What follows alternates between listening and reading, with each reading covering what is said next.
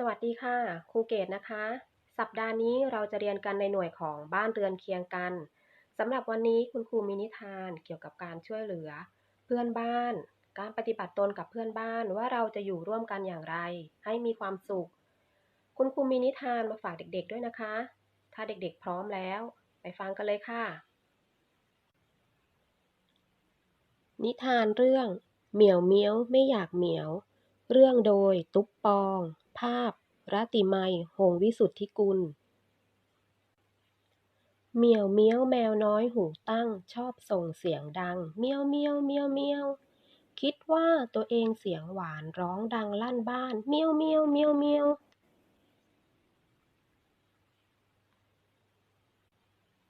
เช้าสายบ่ายเย็นล้านลาฮ่าฮ่าฮ่าฮ่าเมียวเมียวเมียวเมียวเพื่อนบ้านระอาหน้าดูหลายตัวอุดหูหลายคู่ฉุนเฉียวแม่นกกกลูกในรังอย่าส่งเสียงดังหยุดเดี๋ยวนี้นะเหมียว แม่ไก่กกไข่ในเล้าไม่เอาไม่เอาหยุดเดี๋ยวนี้นะเหมียวแม่วัวให้นมลูกอยู่อย่าดังหนวกหูหยุดเดี๋ยวนี้นะเหมียวเหมียวเมียวคอตกหน้าม้อยร้องเสียงอ่อยๆเมียวเมียวเมียวเมียวเหมียวเมียวงงไม่เข้าใจทำไมไม่ชอบเสียงเหมียวร้องเพลงเพราะทีไรทำไมบอกให้หยุดเดี๋ยวนี้นะเหมียว น้ำตาหยดเพาะน้อยใจทำไมไม่ชอบเสียงเหมียวบอกเหมียวดีๆก็ได้ทำไมต้องดุเหมียวเมี้ยวเดินเศร้าเหงาหงอยลำพังทุกตัวไม่ฟังไม่สนเหมียวเมี้ยวไม่มีใครรักแล้วนะต่อไปนี้จะไม่ร้องเมียวเมียวค่ำแล้วไม่กล้ากลับบ้านกลัวพ่อแม่รำคาญเสียงของเหมียวเมี้ยวอ้างว้างไม่มีใครสักตัวเหมียวเมี้ยวกลัวฟ้ามืดเปล่าเปลี่ยว เดินสะเงาะสะแงะเหงาเหมียวเมี้ยวเห็นเงาตะคุ่มรถเลี้ยวโอ๊ะตายละนั่นหมาป่าวายร้ายมันมาท่าทางปราดเปรียวหยุดลงตรงเล้าแม่ไก่ฟุดฟิตหายใจใกล้แค่นิดเดียวหมาป่าแลบลิ้นแผลบๆรอแป๊